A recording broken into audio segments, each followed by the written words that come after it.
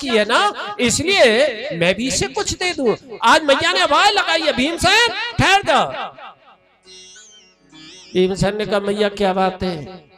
मैया ने कहा मुस्कुरा करके, बेटा ये जो वरदान दिया है ना, ये तो भोले बाबा का दिया है, क्योंकि तूने पहले भोले बाबा की तपस्या की, लेकिन मुझसे भी कुछ मांग ले। लेकिन भीमसेन ने कहा मैया तुम्हें अच्छा लगे सो दे दो। मैया ने कितना अच्छा वरदान दिया है, तुम तीनों में 10-10 हजार हाथियों का बल है, लेकिन इन दोनों की मृत्यु तेरे हाथ से होगी, इन दोनों की मृत्यु तेरे हाथ से होगी, ऐसा मैया ने वरदान दे दिया है। अब तो बड़ा प्रसन्न हुआ है भीमसेन।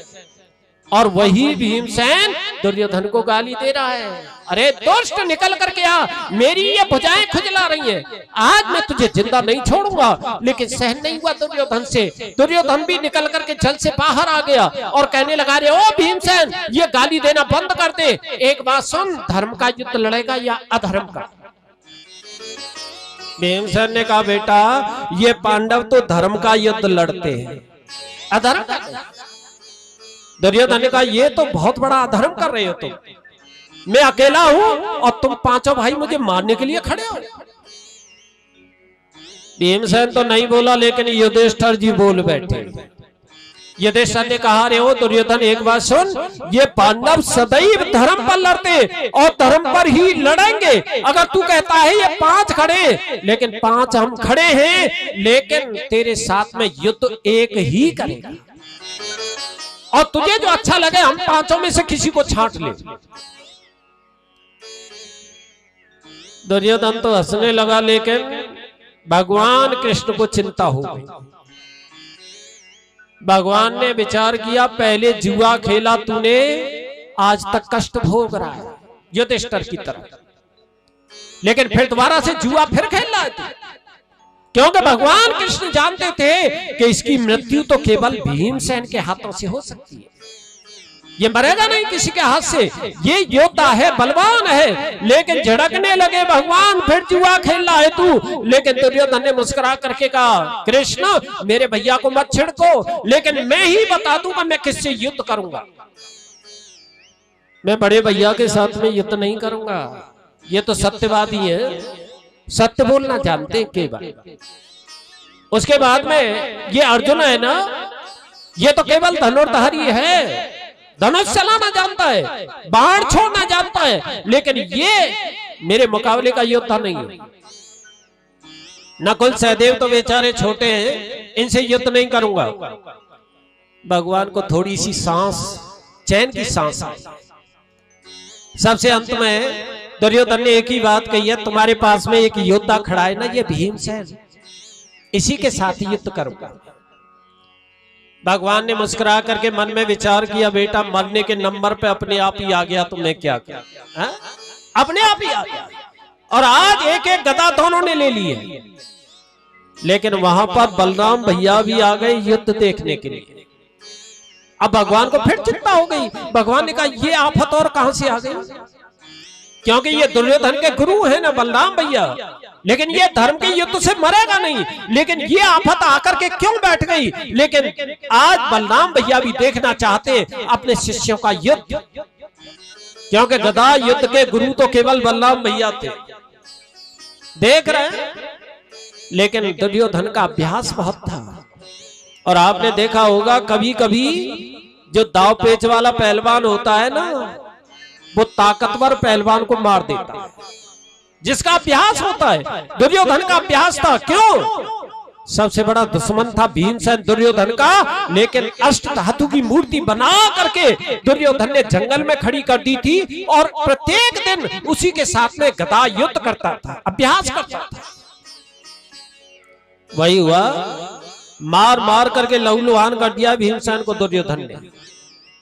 लेकिन मरने में नहीं आ रहा है, भीमसेन भगवान की तरफ देखने लगा, भगवान मेरे बस की बात नहीं है, इसे मारना।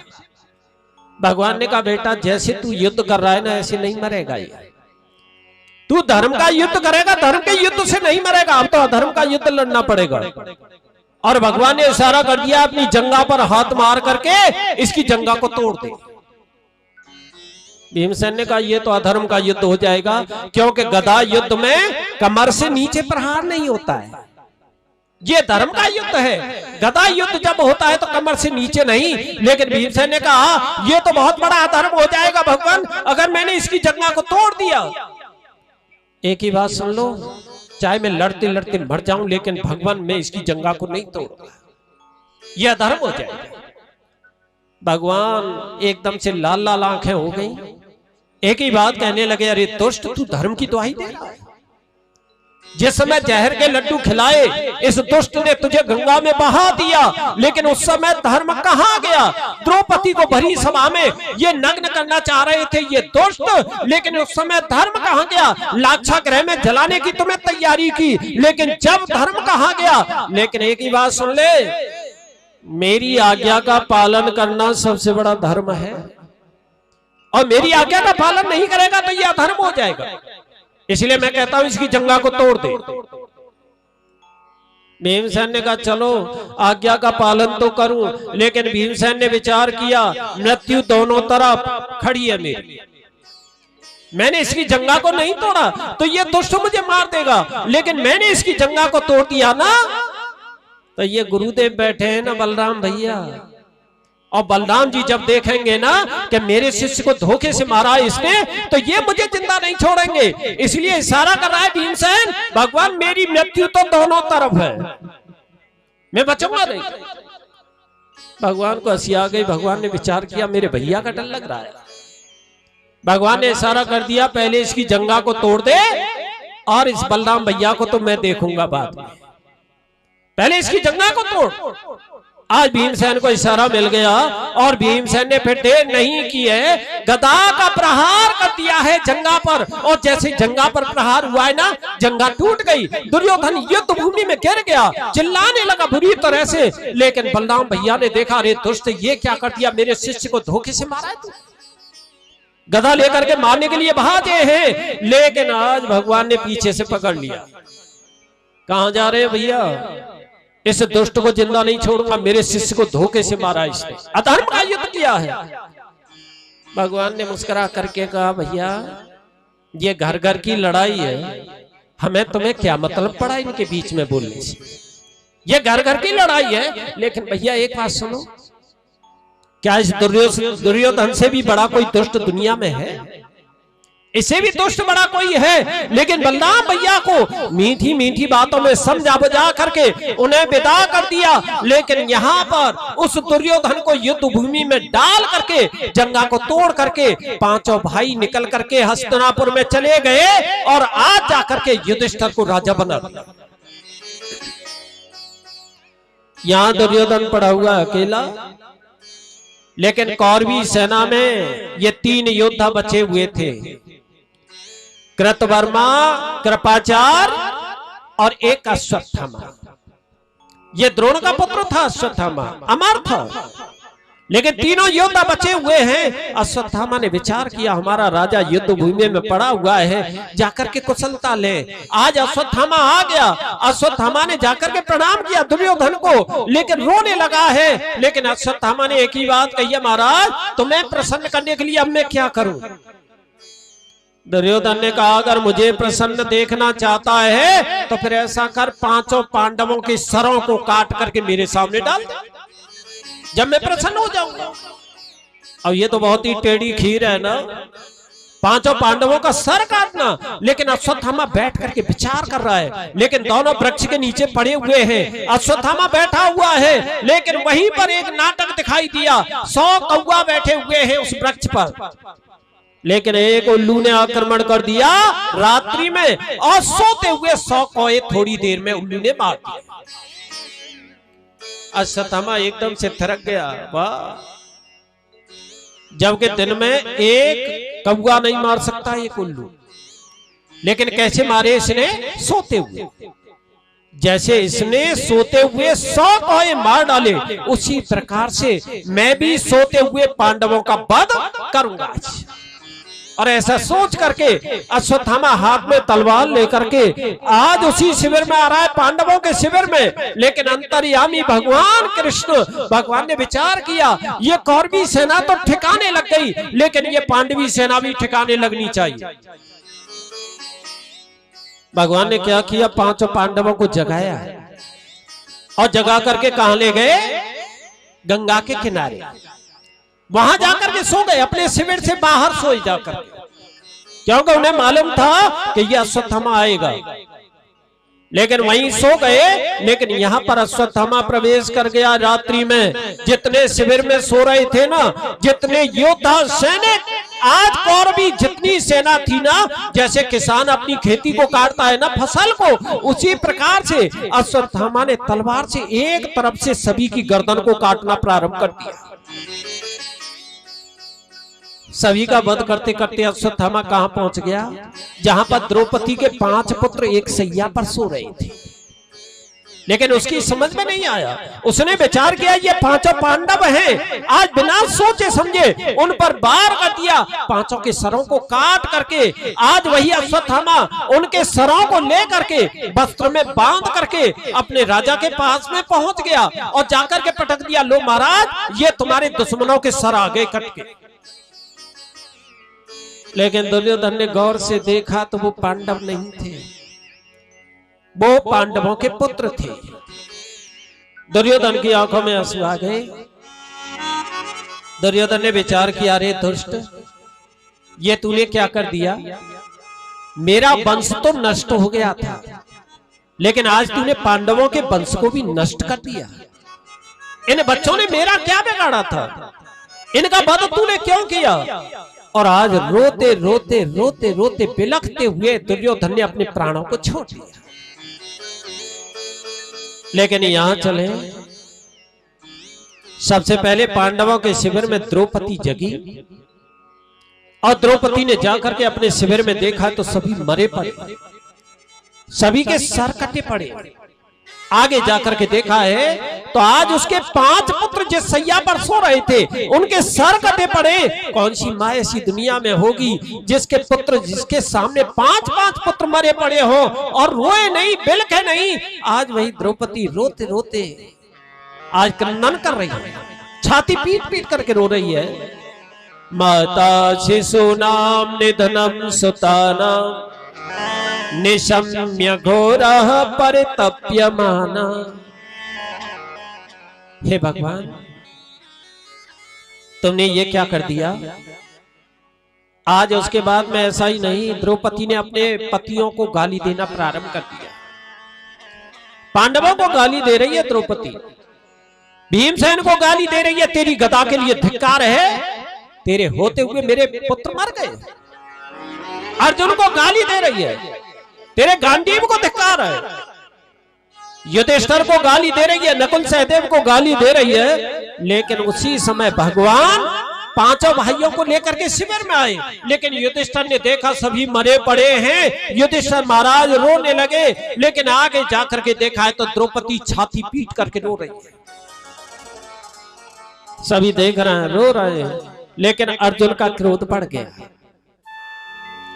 अर्जुन ने कहा, द्रौपदी रोना धोना बंद कर दे, लेकिन एक ही बात सुन ले, तेरे पुत्रों का जिसने वध किया है ना, सूर्य छिपने से पहले पहले ला करके तेरे सामने उसका सर काट दूंगा। अगर ऐसा मैंने नहीं किया तो मैं आत्महत्या कर दूंगा। भगवान को हंसी आ गई।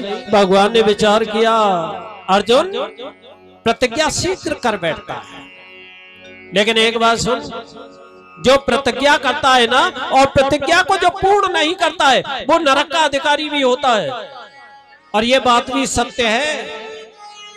या तो किसी को वचन मत दो, और किसी को वचन अगर दे दिया तो उसे हमें पूरा करना चाहिए।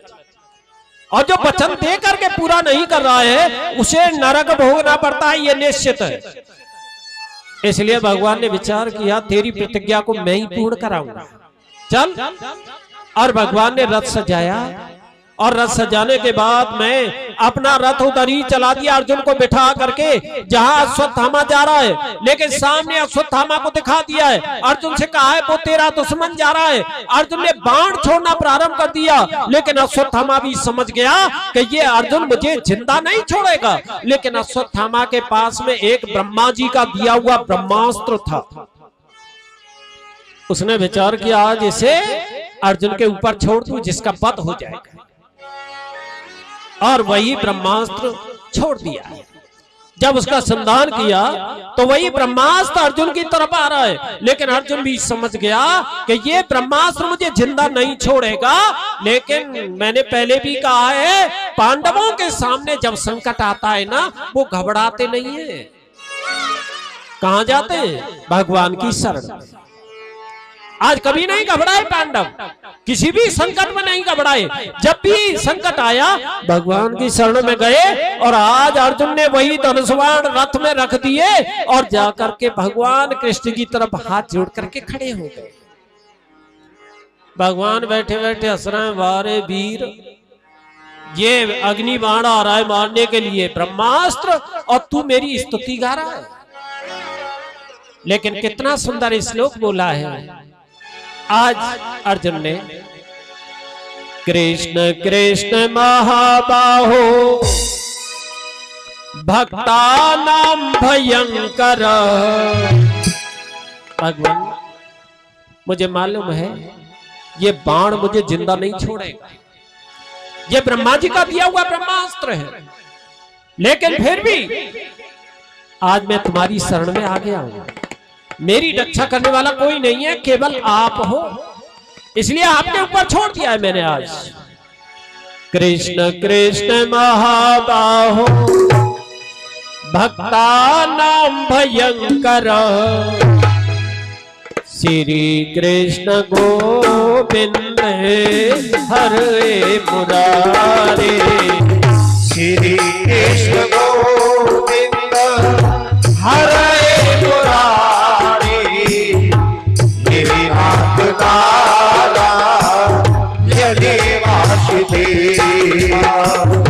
तमें कुतः माना नाम पर को असी, श्री कृष्ण गोविंद हरे मुरारे।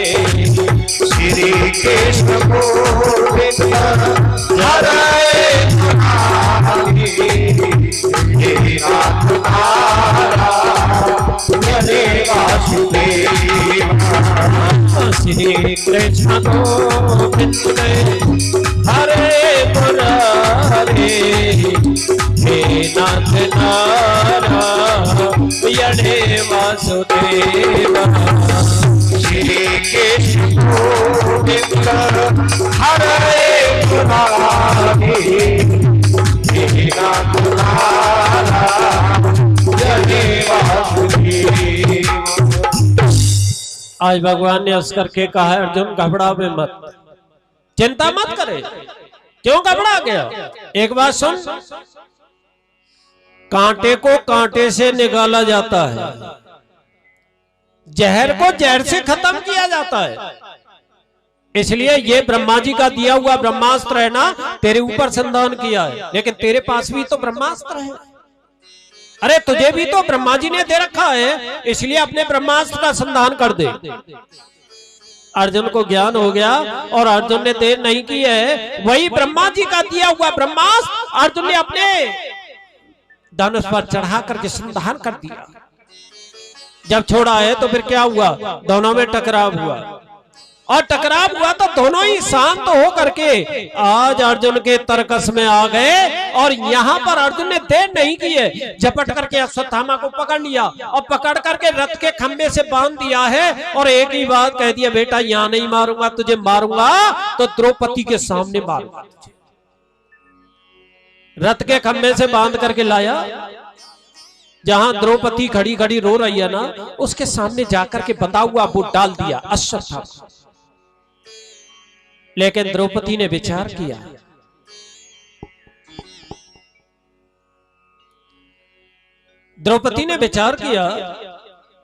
ये मेरे पतियों के गुरुजी का पुत्र है और ये ब्राह्मण है, लेकिन मेरे आंगन में एक ब्राह्मण बंधा हुआ, ये तो महापाप हो रहा है। समझ करके चले वही द्रौपदी है ना जिसने प्रतिज्ञा की थी, अरे ओ दुशासन, जो तूने आज मेरे केसों को पकड़ के खींचा है ना, जब तक तेरे हृदय से मैं अपने केसों को नहीं धो लूंगी, जब तक नहीं बांधूंगी। और वही किया था ना द्रौपदी ने, जब भीमसेन ने दुशासन का वध कर दिया तो उसी के हृदय से अपने केसों को धो करके बांधा था। लेकिन आज वही द्रौपदी है, कितनी दया दिखा रही है। द्रौपदी ने कहा है पतिदेव ऐसा करो, इस ब्राह्मण को बंधन से मुक्त कर दो, पहले खोलो इसे। अर्जुन ने कहा एक बात सुन द्रौपदी, तू तो इसे खोलने की बात कर रही है, लेकिन मैं इसका तेरे सामने वध करूंगा, अभी इसके मस्तक को काटूंगा। लेकिन द्रौपदी ने कहा नहीं पतिदेव, एक ही बात सुन लो, ब्राह्मण कैसा भी है लेकिन वो वध के योग्य नहीं है, उसका वध नहीं करना चाहिए। और ब्राह्मण का वध तुमने अगर कर दिया ना तो यानी तुम्हें नरक भोगना पड़ेगा। लेकिन अर्जुन ने कहा मेरी प्रतिज्ञा है। भगवान ने हंस करके इशारा किया, क्या देख रहा है, काट दे इसके सर को। और अर्जुन ने तलवार लेकर के मारना चाहा, लेकिन द्रौपदी तलवार से लटक गई। द्रौपदी ने कहा पतिदेव एक बात सुन लो और उसके बाद में मार देना, मेरे प्रश्न का उत्तर दे दो। द्रौपदी ने कहा एक बात सुनिए पतिदेव, इस ब्राह्मण को मारने से अगर मेरे 5 पुत्र जीवित हो जाएं तो मैं कहती हूं इसके 100 टुकड़े कर दो, मार दो। लेकिन पतिदेव तुमने इस ब्राह्मण का वध कर दिया, लेकिन फिर भी मेरे पुत्र जीवित नहीं हुए तो मेरे पतियों, अरे ओ पांडवों, तुम्हें नरक भोगना पड़ेगा, ये निश्चित है। अर्जुन को दया आ गई, अर्जुन ने तलवार नीचे कर ली, लेकिन भीमसेन दांती पिसपिसा रहा है, मार क्यों नहीं रहा इसे। भगवान कृष्ण को भी हंसी आ रही है, अभी तो प्रतिज्ञा की है तूने, प्रतिज्ञा को पूर्ण नहीं करेगा तो अर्जुन नरक भोगना पड़ेगा। अर्जुन ने देखा मारूंगा तो नरक भोगना पड़ रहा है, न मारू तो नरक भोगना पड़ रहा है, इसलिए अर्जुन ने कहा इसे मारना ही चाहिए, ये आतताई है। इसलिए तलवार लेकर के अर्जुन ने फिर मारने को तैयारी की है, लेकिन द्रौपदी तलवार से फिर लटक गई। पतिदेव एक प्रश्न का उत्तर दे दो, उसके बाद मार देना। फिर अर्जुन ने कहा क्या है तेरा प्रश्न। द्रौपदी ने कितना अच्छा जवाब दिया है पतिदेव, जिस माता का पति मर जाए, जिस पत्नी का पति मर जाए, वो किसके सहारे जीवन काटती है। अर्जुन ने कहा वो अपने पुत्र के सारे जीवन काट ले जाती है, पुत्र के साथ। लेकिन दूसरा प्रश्न कर दिया द्रौपदी ने, ये बताइए पतिदेव, जिस माता का पुत्र मर जाए वो किसके सहारे जीवन काटती है। अर्जुन ने कहा वो अपने पति के सहारे जीवन काट ले जाती है। लेकिन द्रौपदी ने कहा पतिदेव एक बात सुनिए, इसके पिता को तुमने पहले युद्ध में मार दिया, जो तुम्हारे गुरुजी थे द्रोणाचार्य, उनका वध तुमने कर दिया पहले, लेकिन उसी के पुत्र को ला करके आज मेरे सामने मारना चाह रहे हो। इसलिए एक ही बात सुनो पतिदेव, जो इनकी माता है, तुम्हारी गुरु माता है गौतमी, जिसके पति को तुमने पहले मार दिया और उसके पुत्र को भी मारे मेरे सामने, अब ये बताओ तुम्हारे गुरु माता का हाल क्या होगा। और मैं तो एक ही बात कहती हूँ, तुम्हारी गुरु माता जितनी बार छाती पीट पीट करके रोएगी ना, उतने दिनों तक तुम्हें नरक भोगना पड़ेगा पांडवों। इसलिए मैं कहती हूं इसे छोड़ दो। अर्जुन को दया आ गई, अर्जुन ने तलवार नीचे फिर कर ली है, लेकिन भगवान कृष्ण हंस रहे हैं खड़े खड़े, बेटा अब मालूम पड़ेगी बहुत बड़ा ज्ञानी बनता था। और भगवान ने एक ही बात कही है हंस करके, एक बात सुन ले अर्जुन, ये दोनों नियम मैंने अपने शास्त्र में बनाए। कौन कौन से? आताताई का वध करने में कोई पाप नहीं होता है, ये आताताई है ना, पुत्रों का वध किया है, इसलिए इसका वध करना कोई पाप नहीं है। लेकिन दूसरी बात मैंने अपने शास्त्र में ये भी लिख दी है कि ब्राह्मण का वध कभी नहीं करना चाहिए। ब्राह्मण कैसा भी हो पूजिए विप्र सकल गुणहीन। ब्राह्मण कैसा भी हो उसका वध कभी नहीं करना चाहिए। बेटा अब मालूम पड़ेगी कि तू करेगा क्या। ये ब्राह्मण बचना भी चाहिए और मरना भी चाहिए। भगवान ने कितना सुंदर जवाब दिया। ये ब्राह्मण मरना भी चाहिए और बचना भी चाहिए, इसे मारो भी और छोड़ो। भीमसेन को हंसी आ गई, वाह तुम्हारे जैसे 2-4 न्यायाधीश और आ गए ना तो सबका कल्याण हो जाएगा। आप कहते हो इसे मारो भी और छोड़ो भी, ये दोनों बात कैसे होंगी। लेकिन अर्जुन की समझ में आ गई। अर्जुन ने विचार किया भगवान मुझसे क्या कराना चाहते हैं। अर्जुन ने एक ही बात की है, अपनी तलवार से पहले तो उस ब्राह्मण का अश्वत्थामा का सर को मोड़ दिया, दाढ़ी को मोड़ दिया।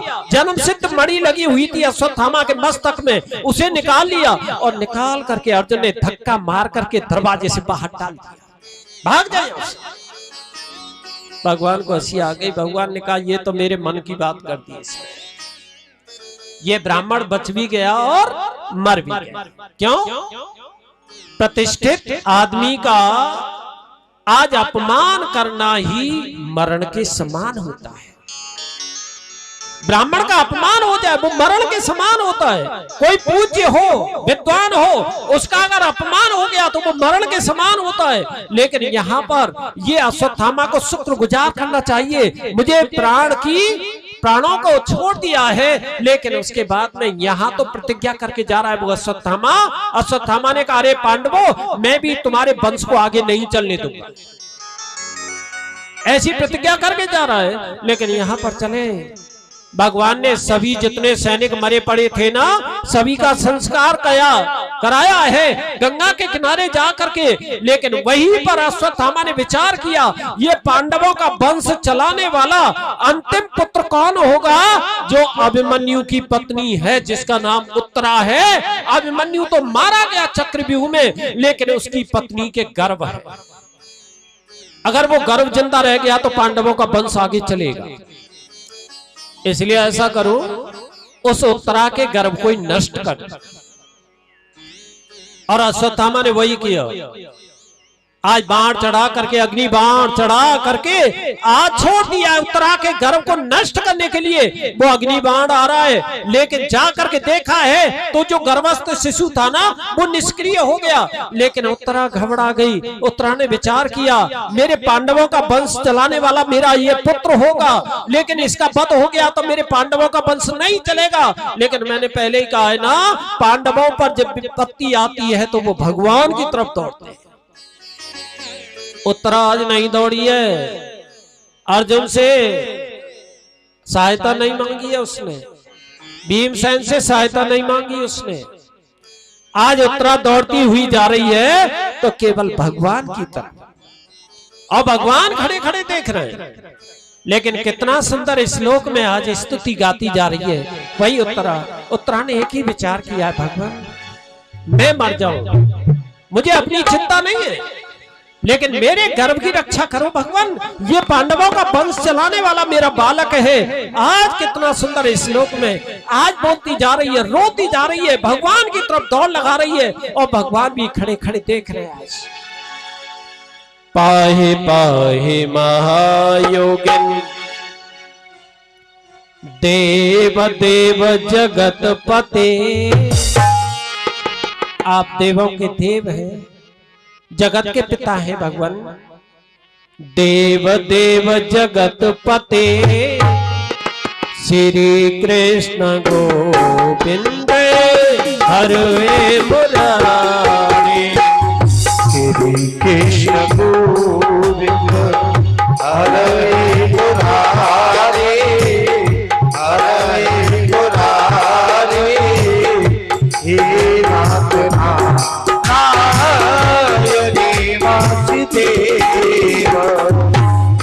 आज भगवान ने देर नहीं किया, सूक्ष्म रूप बनाया भगवान ने। आज उसके गर्भ में प्रवेश कर गई, उत्तरा के गर्भ में, और एक स्वरूप से बाहर खड़े हुए हैं। उत्तरा स्तुति गा रही है नान्यत्र भयम यत्र मृत्यु पश्यम मृत्यु यत्र पश्यम श्री कृष्ण गोविंद हरे श्री कृष्ण गोविंद हरे मुरारे हरे मुरारे हे नाथ नारायण वासुदेव श्री कृष्ण गोविंद हरे मुरारे हरे मुरारे हे नाथ नारायण वासुदेव कृष्ण गोविंद हरे मुरारे हरे मुरारे हे नाथ नारायण वासुदेव। आज जो बालक निष्क्रिय हो गया था, सबसे पहले तो भगवान ने उसमें प्राण डाला, उसे दोबारा से जीवित किया, और जीवित करने के बाद में भगवान सामने खड़े हुए हैं और एक ही बात कहते, उत्तरा अब कोई कष्ट तो नहीं है। लेकिन उत्तरा ने कहा अब कोई कष्ट नहीं है, लेकिन भगवान ने देर नहीं की। आज अपने चक्र को याद किया और चक्र से जो अग्नि बाण थे ना, उन सभी को नष्ट किया। आज ये पहला बालक है जिसने भगवान का दर्शन गर्भ में किया है, सबसे पहला बालक। आज सभी पांडव आज भगवान कृष्ण के साथ में हस्तिनापुर में प्रवेश कर गए, लेकिन भगवान ने विचार किया, पांडवों बहुत दिन हो गए मुझे तुम्हारे पास रहते रहते, अब मैं अपनी द्वारिका को जाना चाहता हूं। जब ये कहा ना, तो पांडव कितना प्रेम करते थे भगवान से, सभी मूर्छित हो गए। जब मूर्छित हो गए, भगवान ने समझाया, लेकिन भगवान रथ पर विराजमान हुए। जब विराजमान हुए तो मां कुंती ने विचार किया, आज तक मैं अपना भतीजा मानती आई ने, लेकिन ये किसी के भतीजे नहीं हो सकते, ये तो मेरे परमात्मा है, वही ब्रह्म है। आज कुंती ने विचार किया, मैंने आज तक स्तुति नहीं की भगवान की, लेकिन आज मैं जाकर के स्तुति करूं। और कुंती मैया सामने आ गई, रथ के सामने हाथ जोड़ करके खड़ी है। श्री कृष्णाय वासुदेवाय हरे परमात्मने प्रणतः क्लेश नाशाय गोविंदाय नमो नमः। भगवान ने देखा, वाह बुआ प्रणाम तो मुझे करना चाहिए, लेकिन तूने आज ये मुझे प्रणाम क्यों किया? ये उल्टी गंगा कैसे बह रही है आज? यानी प्रणाम तो मुझे करना चाहिए, तू मेरी बुआ है। लेकिन कुंती मैया ने कहा, एक ही बात सुनो, किसी से बुआ कहते हो, किसी से फूफा कहते हो, लेकिन ये क्यों नहीं कहते हो कि दुनिया के परबाबा बन करके तो आप बैठे हो? लेकिन यही तो नाटक है तुम्हारा, इसलिए आप किसी के भतीजे नहीं हो सकते, आपकी कोई बुआ नहीं हो सकती, इसलिए आज मैं आपकी शरण में आ गई हूं। लेकिन भगवान ने कहा, एक बात सुन ले बुआ, आज तक मेरी स्तुति तूने नहीं की और आज तू मुझे भगवान बता रही है, तो ऐसा कर, भगवान से दुनिया मांगती है ना, आज तू भी मांग ले मुझसे, और जो मांगेगी वही दे करके जाऊंगा। लेकिन मां कुंती की आंखों में आंसू आ गए। भगवान, आज कुंती मैया ने एक ही बात कही है, मुझे सबसे बड़ा वरदान तो ये मिल गया कि तुम्हारा दर्शन मुझे मिलता है, मुझे कुछ नहीं चाहिए। लेकिन भगवान ने कहा, तो ये भगवान कहना छोड़ दे, मुझसे भगवान कहना छोड़ दे, अगर भगवान बना रही है तो मांग ले। मां कुंती ने क्या मांगा है? शायद किसी ने नहीं मांगा होगा और न कोई ऐसा मांगेगा।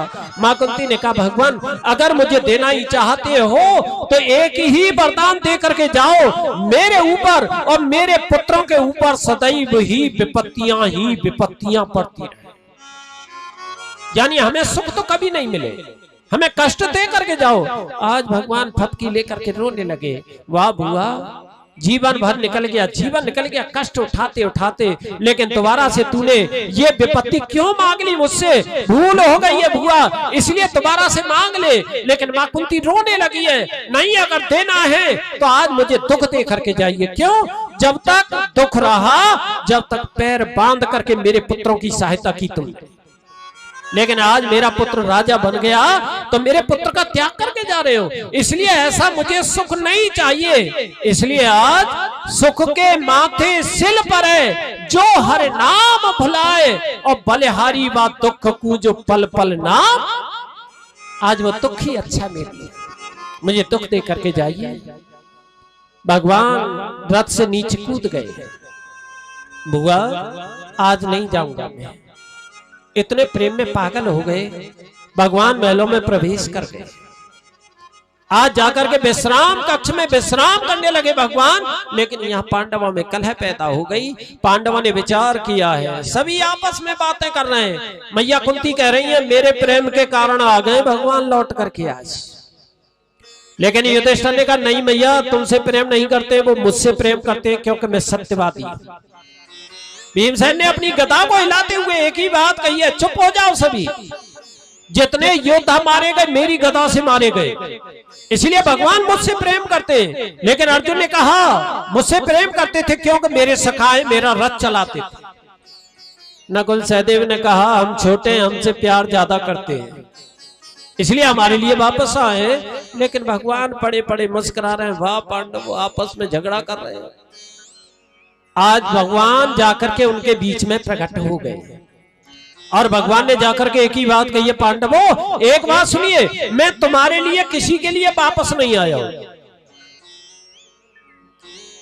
अब पांडव देख रहे हैं किसके लिए आए थे, क्यों आए भगवान आज लौट करके। भगवान ने कहा आज मैं आया हूं तो अपने भीष्म दादा के लिए आया, क्योंकि मेरा भीष्म आज बाणों की सैया पर पड़ा हुआ है युद्ध भूमि में, और मेरा इंतजार कर रहा है। मैंने उसे आशीर्वाद दे रखा है, वरदान दे रखा है, मरते समय में दर्शन दूंगा। और आज मैं अपने भीष्म का उद्धार करने के लिए जाऊंगा, पांचों पांडवों को लेकर के, द्रौपदी को लेकर के। आज भगवान भीष्म के पास में पहुंच गए, लेकिन भीष्म ने देखा है भगवान आ गए। आज आंख बंद करके स्तुति गा रहे हैं, भगवान सामने खड़े हो गए। लेकिन भगवान ने जाकर के एक ही बात कही है, भीष्म मेरे पांडवों को कुछ राजनीति सिखा के जाओ। राजनीति? भीष्म जी की आंखों में आंसू आ गए। भीष्म जी ने एक ही बात कही है, भगवान मुझे कष्ट इस बात का है, पांडवों को इतना दुख देखने को क्यों मिला, मेरे पांडवों को इतना कष्ट क्यों दिया, क्योंकि आपने भी इनका साथ दिया। लेकिन सत्यवादी युधिष्ठिर, गांडीवधारी अर्जुन, गदाधारी भीम, नकुल सहदेव ज्योतिष के पंडित, लेकिन फिर मेरे पांडवों को इतना कष्ट क्यों मिला। भीष्म जी रोने लगे। भगवान ने कहा आज रो रहा है मेरे भक्तों के लिए, मेरे पांडवों के लिए, लेकिन उस दिन नहीं रोते थे जब बाण लेकर के युद्ध भूमि में 10,000 सैनिकों का वध करते थे तुम। आज दुष्ट का तुमने साथ दिया, मेरे पांडवों का तुमने साथ नहीं दिया। लेकिन भीष्म जी ने कहा इसलिए भगवान मुझे आपका दर्शन नहीं मिलता। अगर मैं पांडवों की तरफ से युद्ध करता तो शायद मुझे आपका दर्शन नहीं मिलता। जब मैं रथ पर बैठ करके आता और आप अर्जुन के रथ पर बैठ करके जब आते तो सबसे पहले मुझे आपका दर्शन होता था। ये तो इसलिए मैंने पांडवों का साथ नहीं दिया। लेकिन एक ही बात सुन लो भगवान, मैं कौरवों की तरफ से युद्ध तो करता था, लेकिन मेरा मन पांडवों की तरफ था। जब मैं बाण छोड़ता था ना तो यही कहकर के छोड़ता था, जयो अस्तु पांडु पुत्राणाम, यानी विजय भी हो तो पांडवों की हो, विजय भी हो तो पांडवों की हो। जब मैं बाण छोड़ता था, लेकिन भगवान ने कहा ये बताइए, मन से मेरे पांडवों का साथ दिया, लेकिन तन से क्यों नहीं दिया तुमने, तन से क्यों नहीं दिया। भीष्म जी की आंखों में आंसू आ गए। इसलिए भगवान मुझे आपके दो स्वरूपों का दर्शन नहीं होता। एक दिन मैंने प्रतिज्ञा कर रखी थी कि मैं अर्जुन को जीवित नहीं छोड़ूंगा, और मैं कृष्ण से अस्त्र उठवा के रहूंगा चाहे कुछ भी हो जाए, मेरी प्रतिज्ञा थी।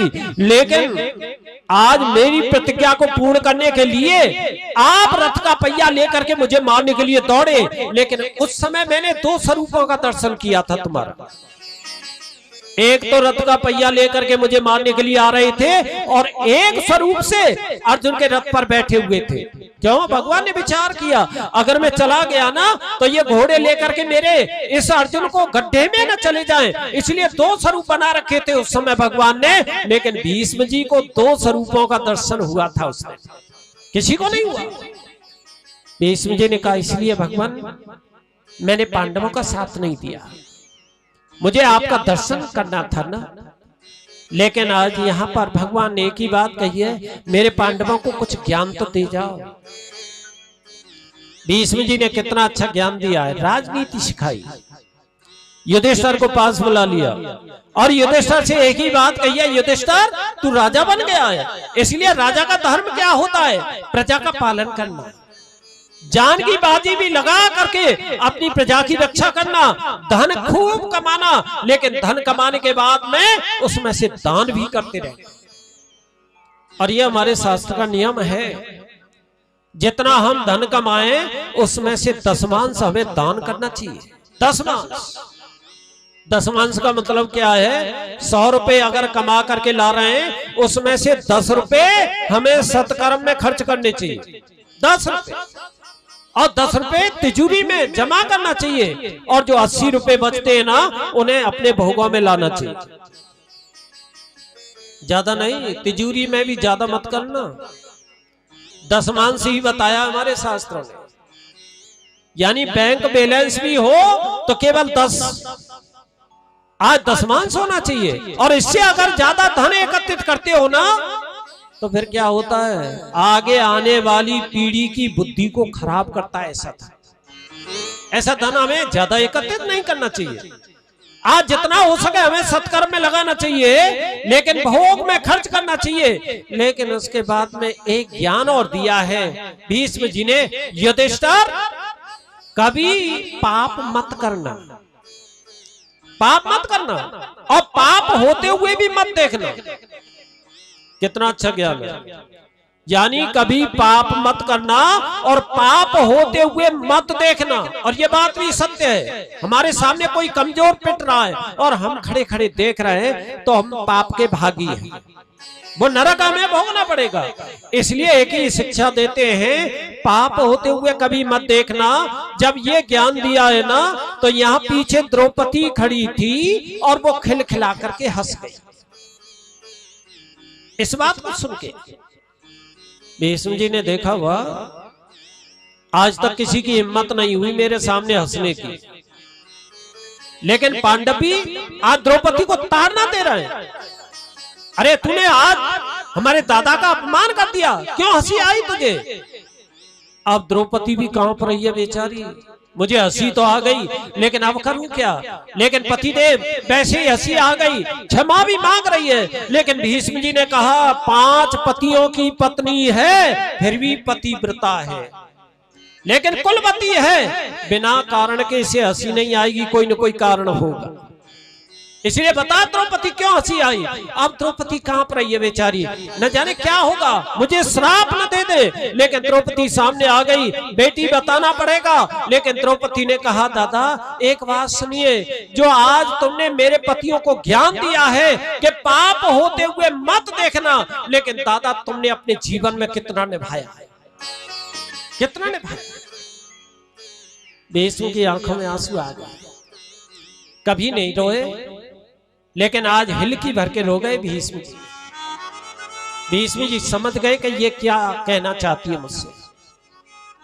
द्रौपदी ने कहा एक बात सुनिए, जिस समय भरी सभा में मुझे नग्न किया जा रहा था उस समय आप भी सभा में बैठी थी और मैं आपकी शरण में भी गई थी। अरे दादा मेरी लाज को बचाओ। एक ही बात सुन लो दादा, अगर उस समय आंख निकाल करके तुम उस दुष्ट से बोल देते ना तो उसकी हिम्मत नहीं थी कि आज मेरी बेइज्जती कर देता। लेकिन उस समय आप नीचे को नजर डाल करके बैठे रहे, आपने क्यों किया ऐसा? और आज मेरे पतियों को तुमने ज्ञान क्यों दिया ऐसा कि पाप होते हुए मत देखना।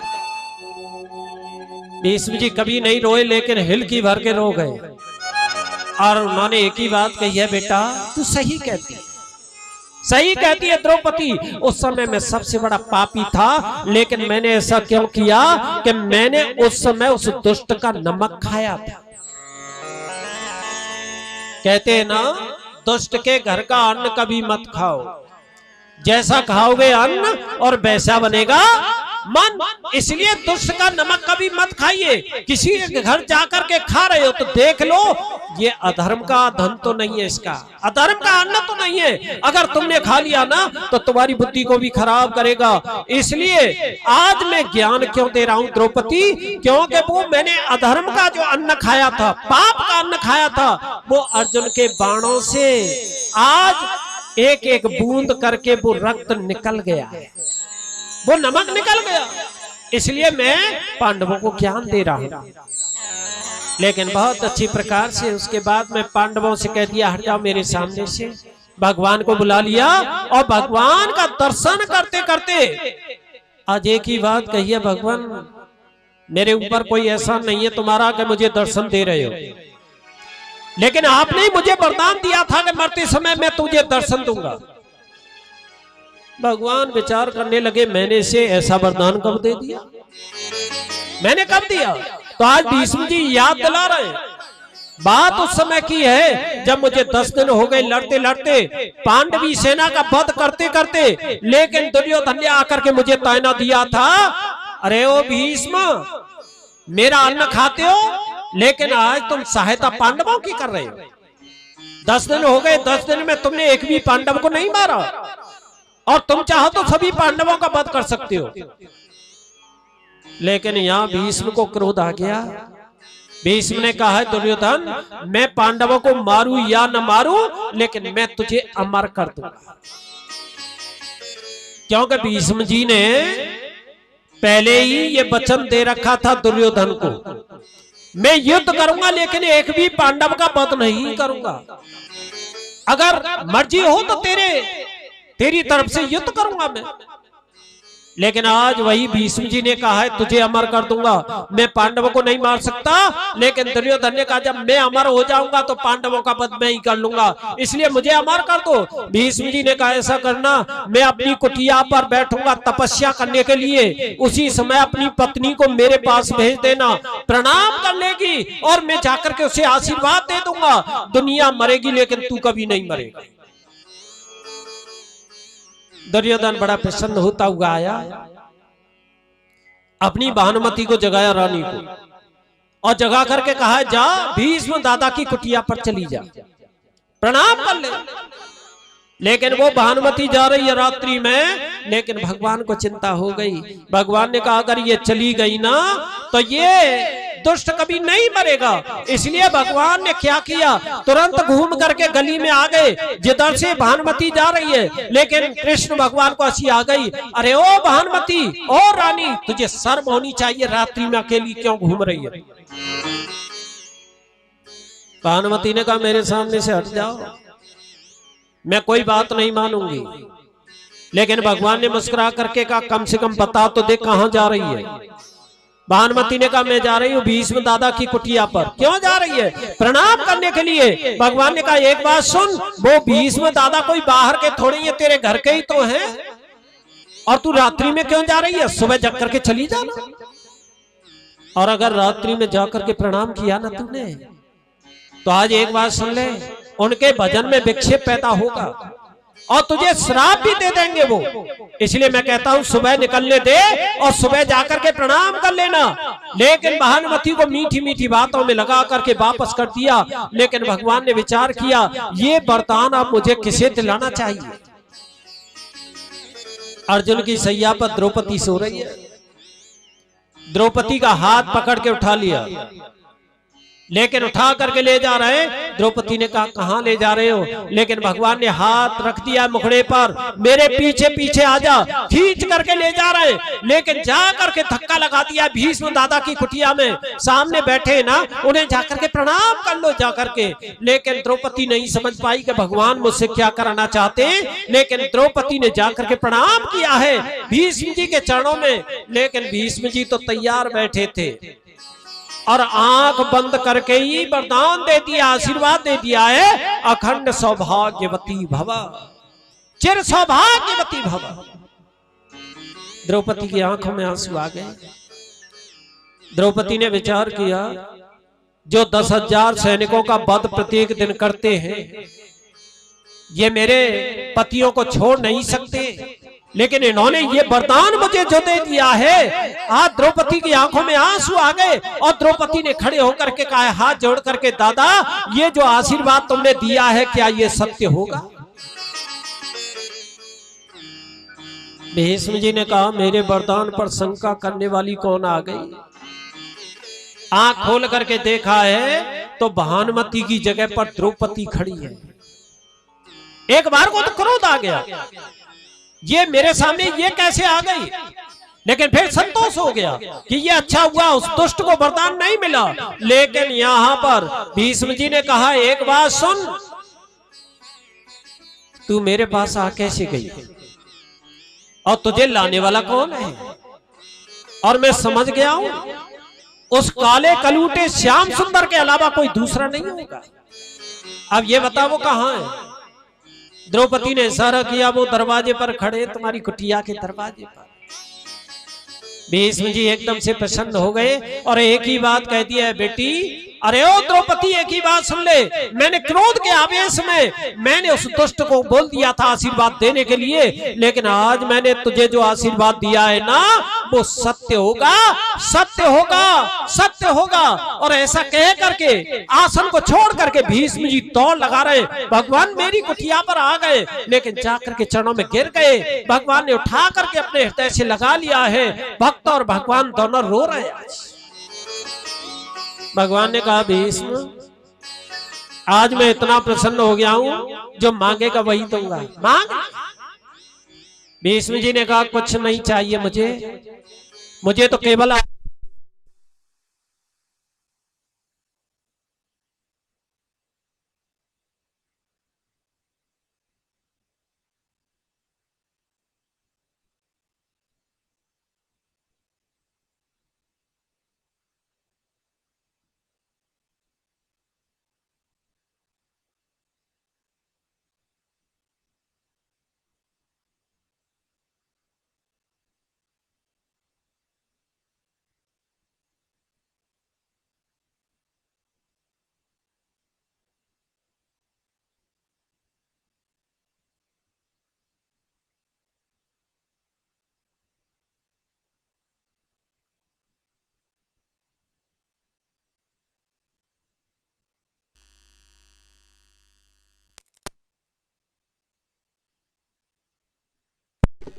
गोविंद राधे गोपाल राधे, श्री राधे राधे गोविंद गोविंद राधे राधे। बोलिए गोविंद भगवान की जय। जय जय श्री राधे। आज यहाँ पर बहुत अच्छी प्रकार से भगवान ने जब ये कहा है वरदान मांग ले भीष्म, मैं प्रसन्न हूं तुझसे।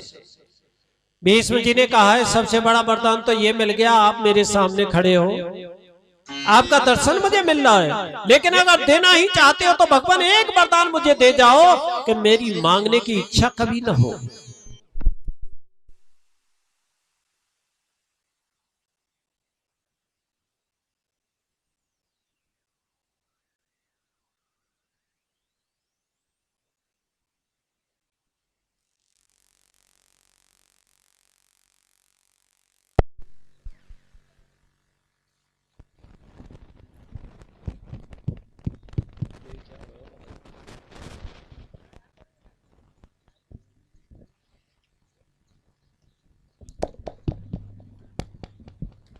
बोलिए गोविंद भगवान की जय। आज बड़ा प्रेम से आज वही भीष्म जी याद दिला रहे हैं। भीष्म जी ने एक ही वरदान मांगा है, अगर देना ही चाहते हो तो केवल एक वरदान दे दो मुझे।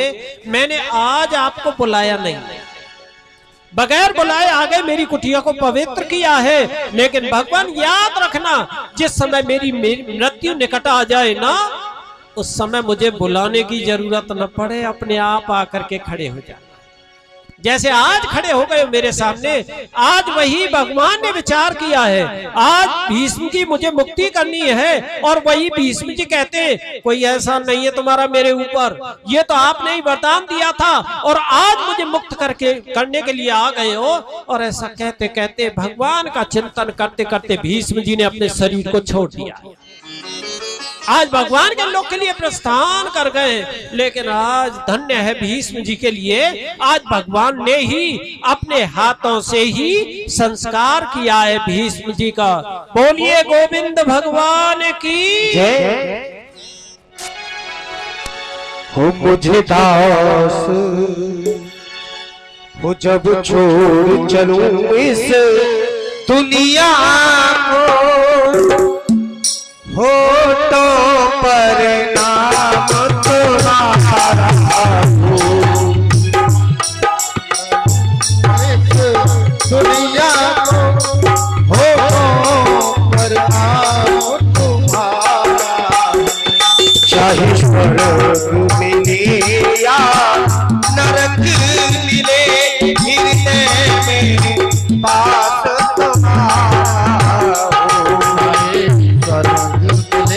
चाहे नरक मिले, होठों पर नाम तुम्हारा।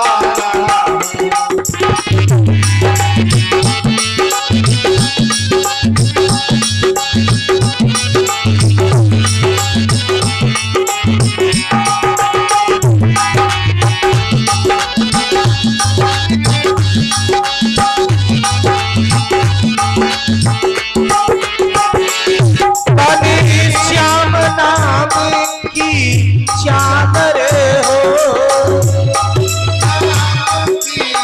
चादर हो, जब गहरी नींद में सो जाओ, गहरी नींद में सो जाओ, कानों में मेरे गूंजती हो, कानों में मेरे गूंजती हो, काना बस नाम तुम्हारा हो, जब छोड़ चलूं दामन को, होठों पर नाम तुम्हारा।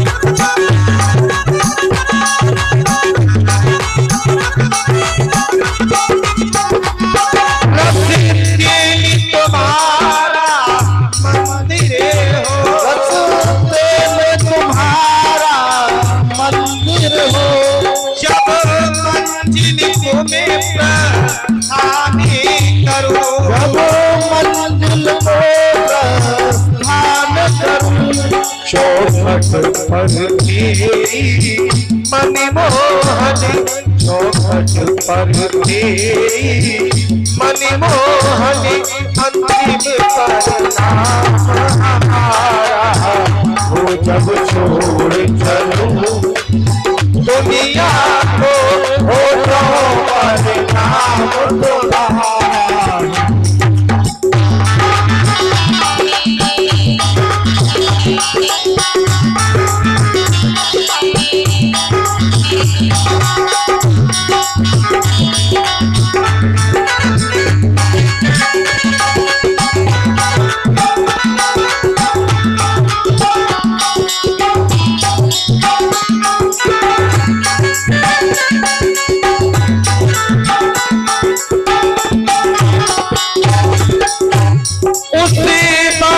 कन्हैया आ जाना,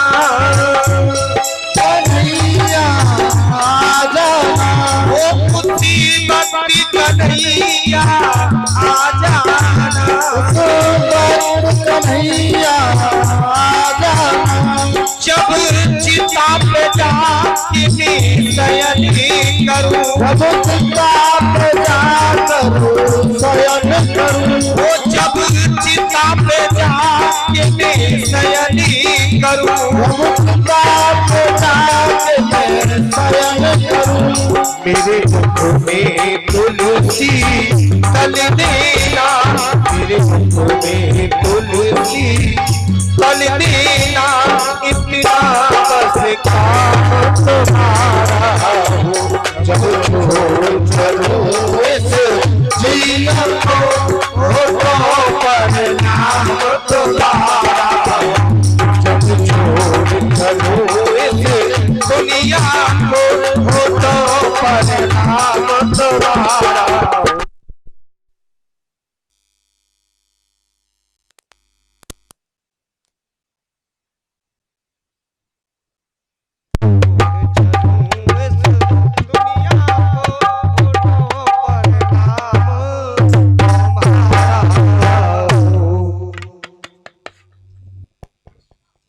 बहुत अच्छी प्रकार से आज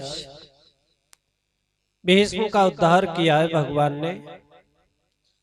लेकिन उसके बाद में पांडवों से एक ही बात कह दी है, पांडवों अब मैं जाऊंगा। और यहां पर अर्जुन ने रथ सजाया, भगवान को बिठाया और बड़ा प्रेम से पुष्पों की बारिश होती जा रही है, जय जयकार होती जा रही है। आज वही भगवान द्वारिका में प्रवेश कर गए। लेकिन द्वारिका में जाकर के भगवान ने सबसे पहले अपनी प्रजा से मिले, सभी से मिलने के बाद में अपने माता पिता को दंडवत प्रणाम किया। लेकिन आज वही वसुदेव देवकी ने बहुत बड़ा आशीर्वाद दिया है। कैसा है मेरा पुत्र, राजा हो करके भी कितना विनम्र है, कितनी नम्रता है इसके अंदर। और देखिए करना चाहिए, हमारे भगवान कितना आदर्श सिखा रहे हैं।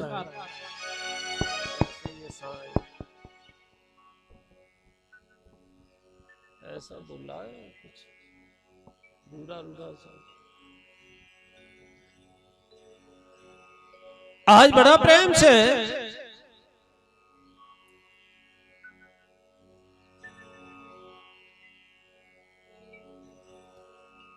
आज आशीर्वाद दिया है। भगवान हमें भी बताना चाहते हैं कि भैया हमें बुजुर्गों के चरणों में प्रणाम करना चाहिए। आज भगवान है, द्वारका के राजा हैं, लेकिन फिर भी कितनी नम्रता है। और मैं तो एक ही बात कहता हूं, जो अपने बुजुर्गों के चरणों में प्रणाम करते हैं ना, आज 4 वस्तुएं अपने आप मिल जाती हैं उसे। आयुर्विद्या यशो बलम, सबसे पहले तो आयु बढ़ती है हमारी, विद्या प्राप्त होती है, यश प्राप्त होता है, बल प्राप्त होता है। लेकिन आज तो शर्म लग रही है ना, माता पिता का चरण स्पर्श करने में भी शर्म लग रही है, लेकिन उसका धन बर्बाद करने में शर्म नहीं लग रही है। धन को तो खर्च कर देंगे, लेकिन माता पिता को प्रणाम करना नहीं चाहते, लेकिन करते भी हैं। आज मैंने देखा है वो प्रथा भी बदलती जा रही है, चरण स्पर्श करते भी हैं। आज के नौजवान हमारे भी करने आते हैं, तो मैंने कभी कभी देखा है मेरी कमर से हाथ लगा देते और अपनी कमर से हाथ लगा देते, हो गई जय सिया राम। यानी पहना भी ऐसा चल रहा है, झुकाई नहीं जा रहा है बेचारों से। चरण स्पर्श कहां से करें?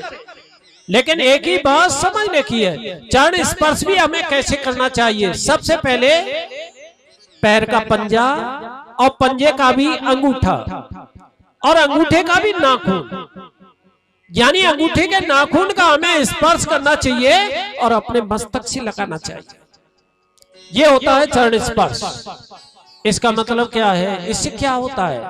सबसे पहले तो हमारे अहंकार का नाश होता है, अहंकार नहीं होता है। और मैं तो एक ही बात कहता हूं, जिसके अंदर अहंकार आ गया ना, उसका ज्ञान नष्ट हो जाता है, उसका उद्धार कभी नहीं हो सकता है। इसलिए अहंकार का नाश होना चाहिए। दूसरा मतलब क्या होता है चरण स्पर्श का जो तुम्हारे अंदर है, तुम्हारे अंदर जो ज्ञान है, तुम्हारे अंदर जो संस्कार है, वो मेरे अंदर भी आना चाहिए। स्पर्श का मतलब यही वही है, यानी अहंकार का नाश और वो संस्कार भी आते हैं। और मैं तो एक ही बात कहूंगा भैया, चरण स्पर्श भी प्रत्येक का मत करो। जो चरण स्पर्श का अधिकारी है उसी का करो। मैं तो एक ही बात कहता हूं, दारू पीने वाला, जुआ खेलने वाला, चोरी करने वाला, असत्य बोलने वाला, अगर हमारा बुजुर्ग क्यों ना हो, लेकिन उसका भी चरण स्पर्श मत करो, क्योंकि उसका असर पड़ता है, हमारे अंदर संस्कार आते हैं। इसलिए हमें कभी भी चरण स्पर्श तो करना चाहिए, क्योंकि अहंकार का नाश होगा, संस्कार हमारे अंदर आते हैं, लेकिन उसी का करो जो चरण स्पर्श करने का अधिकारी है। चरण स्पर्श हमें करना चाहिए, सभी का करना चाहिए, क्योंकि 4 वस्तुएं हमें प्राप्त होती हैं इससे। लेकिन आज भगवान ने ज्ञान दिया है बहुत अच्छी प्रकार से, और ये बात भी सत्य है, जिसके अंदर नम्रता होती है वही झुकता है, वही झुकता है। यानी शुष्क काष्ठानी मूर्खाश्च, ये कभी नवते नहीं है। जो मूर्ख होता है ना, उसके अंदर विनम्रता नहीं होती है, वो झुक नहीं सकता है। सूखी लकड़ी कभी झुक नहीं सकती है, लेकिन झुकेगा कौन? जिसके ऊपर फल लदे होते, जिसके अंदर कुछ ज्ञान होता है, वही झुकता है, वही समाज में नम्र बन करके चलता है। लेकिन बड़ा कौन है भैया? पैसे वाला बड़ा नहीं हो सकता है, आयु वाला बड़ा नहीं हो सकता है, बलवान कभी बड़ा नहीं हो सकता है, लेकिन बड़ा है तो वही है जो समाज में नम्र बन के चलता है। जो छोटा बन करके चलता है वही समाज में बड़ा माना गया है। लेकिन आज अहंकार हमारे अंदर नहीं होना चाहिए। भगवान ने बता दिया है, चरण स्पर्श किया माता पिता का, लेकिन यहाँ पर चले युधिष्ठिर महाराज राजा बने हुए। जब राजा बने हुए हैं, अर्जुन कृष्ण को पहुंचा करके अभी नहीं आए, लेकिन विदुर जी को मालूम पड़ गई, क्योंकि विदुर जी ने युद्ध नहीं देखा, वो तो निकल करके चले गए थे धनुष बाण दरवाजे पर रख करके। लेकिन जब उन्हें ये मालूम पड़ गया ना कि आज मेरे पांडव राजा बन गए हैं, तो आज बड़ा प्रेम से आ गए लौट करके। लेकिन क्या सोचने लगे, आज मेरा भैया जो आंखों का अंधा है ना, मैं समझता हूं कि वो आंखों से अंधा नहीं है, उसका हृदय भी अंधा हो गया। क्यों?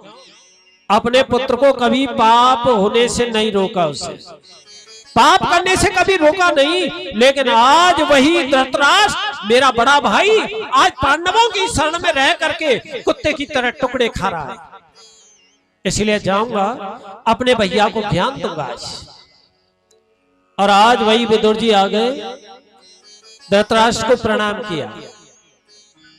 धृतराष्ट्र ने कहा है, भैया मुझे ऐसा लगता है तुम आंखों से अंधे नहीं हो, तुम्हारा हृदय भी अंधा हो गया है, हृदय भी अंधा हुआ है। लेकिन उसके बाद में धृतराष्ट्र ने कहा, क्यों भैया ऐसा क्यों बोल रहे हो? लेकिन विदुर जी ने कहा, एक बात सुनिए भैया, तुमने अपने पुत्र को कभी पाप करने से नहीं रोका, लेकिन आज तुम ही कुत्ते की तरह टुकड़े खा रहे हो। धृतराष्ट्र ने कहा, भैया मुझे आंखों से दिखाई नहीं देता है, अब मैं क्या करूं, मैं कहां जाऊं? लेकिन विदुर जी ने कहा, तुझे दिखाई नहीं देता है, मुझे तो दिखाई देता है, चलो मेरे साथ निकल करके। आज वही धृतराष्ट्र को साथ में लिया, और गांधारी भी नहीं रुकी है, गांधारी भी पीछे जा रही है। जंगल में निकल गए, लेकिन जा करके वहां पर बैठ गए तपस्या करने के लिए। लेकिन उसी जंगल में बांसों की रगड़ से अग्नि पैदा हो गई, और तीनों ने ही अपने शरीर को जला करके भस्म कर दिया। लेकिन यहां चले, युधिष्ठिर महाराज सुबह जगे, उन्होंने देखा, सबसे पहले जाकर के धृतराष्ट्र को प्रणाम करते थे।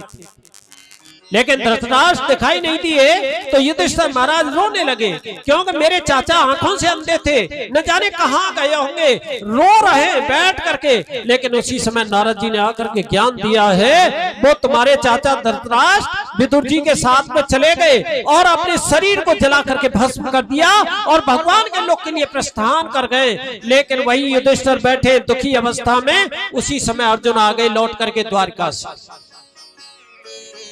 लेकिन वहां जाकर के देखा है अर्जुन ने भैया के चरणों में प्रणाम नहीं किया है, प्रणाम नहीं किया, सर झुका करके खड़ा हुआ है।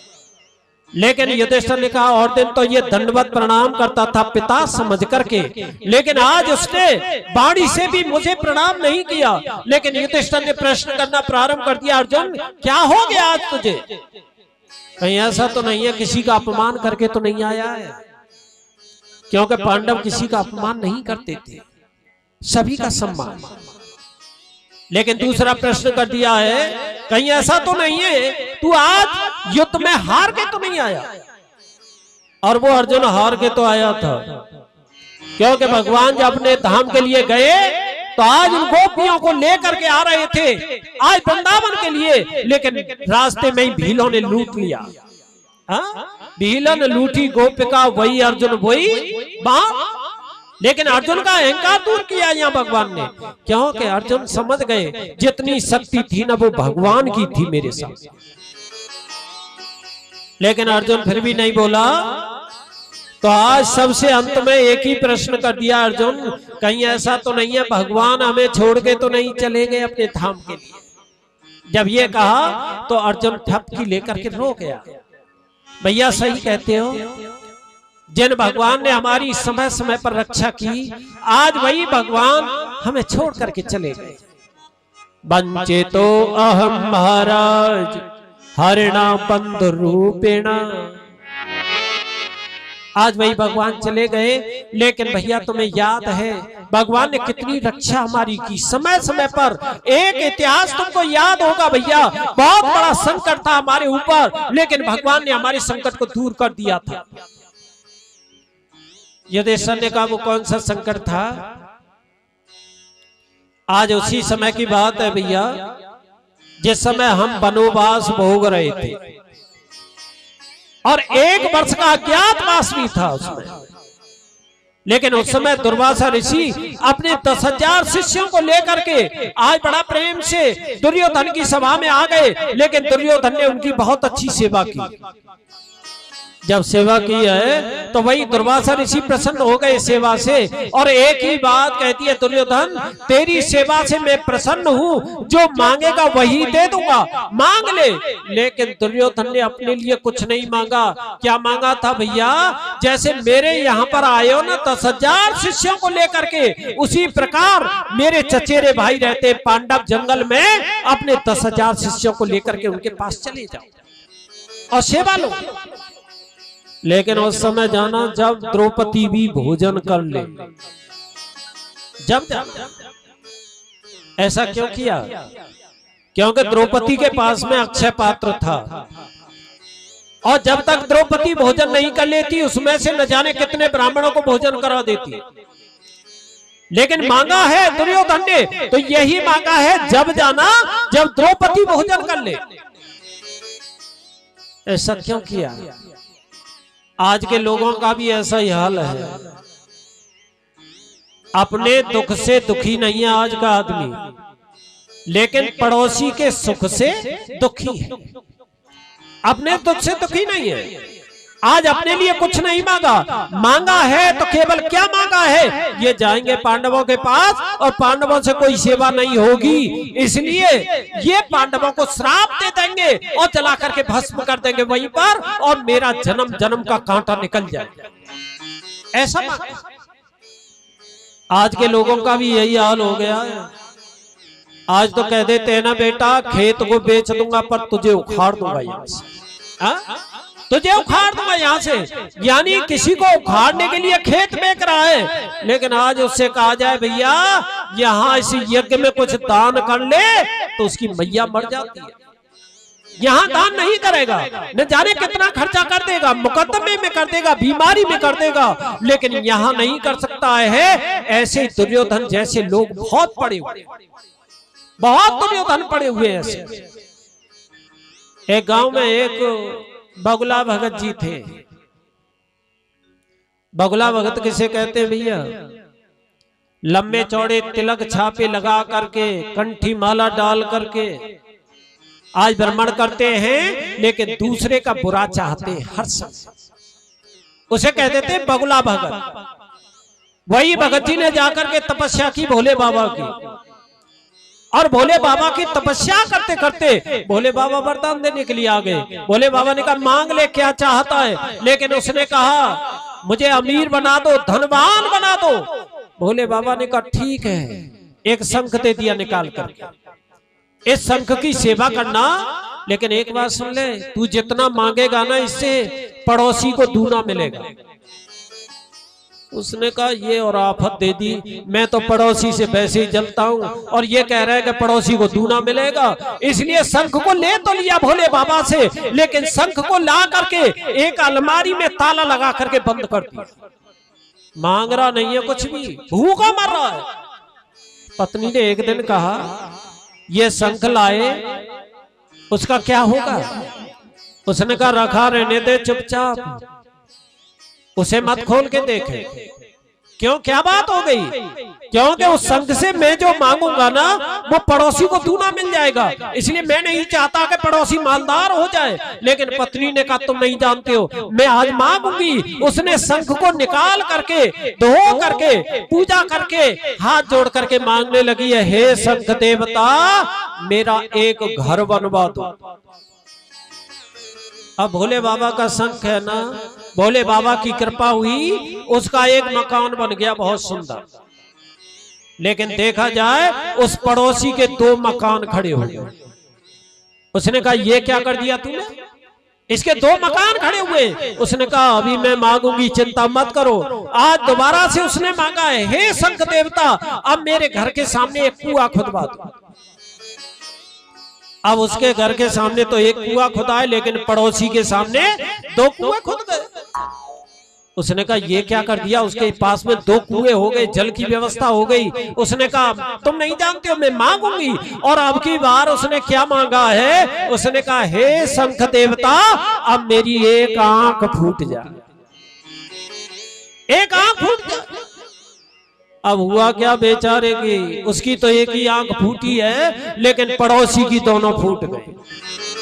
अब दोनों फूट गई तो बेचारे अंधे हो गए। और जब निकलते हैं ना महल से बाहर, मकान से बाहर निकलते हैं तो कुएं तो सामने खुदे हुए ना, आज सभी कुएं में गिर जाते और सभी थोड़ी देर में मृत्यु को प्राप्त हो गए। लेकिन आज कहने का मतलब क्या है, अपने दुख से दुखी नहीं है, लेकिन पड़ोसी के सुख से दुखी हो रहा है। आज का मनुष्य वही दुर्योधन का हाल है। ये जाएंगे पांडवों को जला देंगे, लेकिन अपने लिए कुछ नहीं मांगा है उसने। वही दुर्वासा ऋषि जा रहा है। एक कथा चल रही थी ऐसे जैसे यहाँ चल रही है। दशहरा का दिन था, लेकिन वहां व्यास जी ने अपने व्यास पीठ से कहा है भैया आज दशहरा है, और दशहरा पे जो नीलकंठ का दर्शन कर लेगा ना वो मुक्त हो जाता है, भगवान के लोक के लिए चला जाएगा। नीलकंठ का दर्शन बहुत शुभ होता है दशहरा को। लेकिन एक जवान बैठा था, उसने कहा इस कथा में क्या रखा है, जब भगवान के लोक में ही जाना है तो नीलकंठ खोज ले। कथा को छोड़ करके चला गया, पागल की तरह भ्रमण कर रहा है जंगल में, लेकिन उसे जीवित नीलकंठ तो नहीं मिला, लेकिन एक रास्ते में मरा हुआ मिल गया उसे। उसने कहा इसका भी फल कुछ न कुछ मिलेगा। नीलकंठ को ले करके अंगोछे में बांध करके बगल में दाब करके फिर दोबारा से पांडाल में आ गया। लेकिन बीच में ही खड़े होकर के कहने लगा है, पंडित जी एक बात सुनिए, किसी को जीवित नीलकंठ का दर्शन न हो और मरे हुए का हो जाए तो फिर क्या होगा। पंडित जी ने कहा फिर तो नरक में जाना पड़ेगा, नरक में जाना पड़ेगा अगर मरे हुए का दर्शन हो गया। उसने विचार किया जब नरक में ही जाना है तो अकेले क्यों जाए। आज अंगोछा में से निकाला, पहले तो पंडित जी के सामने दिखा दिया, पहले तो तुम देखो और उसके बाद में जितने श्रोता बैठे थे ना सभी के सामने घुमा दिया। इसका मतलब क्या है, मैं अकेला क्यों जाऊं, अगर जाऊंगा तो इन सभी को साथ ले करके जाऊंगा, यानी दूसरे का बुरा चाहते हैं। वही दुर्योधन ने किया। वही दुर्वासा गए 10,000 शिष्यों को लेकर के, लेकिन युधिष्ठिर से कहा हमें भूख लग रही है, हमारे लिए प्रसाद तैयार करो। युधिष्ठिर महाराज चिंता में पड़ गए। 10,000 शिष्यों को लेकर के दुर्वासा आ गए, लेकिन हमारे पास तो कुछ नहीं है। लेकिन द्रौपदी से कहा है, द्रौपदी ये 10,000 शिष्य आ गए, लेकिन द्रौपदी बेचारी रोने लगी, क्योंकि उस दिन वो बर्तन मांज धो करके उसने रख दिया। द्रौपदी ने कहा क्या होगा, ये हमें श्राप दे देंगे। लेकिन पांडव कुछ नहीं सोच पा रहे हैं। लेकिन द्रौपदी ने कहा तुम कुछ नहीं करोगे, इसके लिए मैं ही सोचूंगी कुछ। आज द्रौपदी आंगन में खड़ी हो गई है, भगवान को मना रही है। श्री कृष्णाय वासुदेवाय हरे परमात्मने प्रणतः क्लेश नाशाय गोविंदाय नमो नमः। भगवान मेरी रक्षा करो, आज बहुत बड़ा संकट है। लेकिन भगवान ने देर नहीं की, भगवान कृष्ण सामने खड़े हो गए आकर के, और द्रौपदी से कहा आंख खोल करके देख मैं आ गया। द्रौपदी ने देखा भगवान आ गए, लेकिन भगवान ने मुस्कुरा करके कहा द्रौपदी आज मुझे बहुत अधिक भूख लग रही है, मेरे लिए खाने के लिए कुछ ला।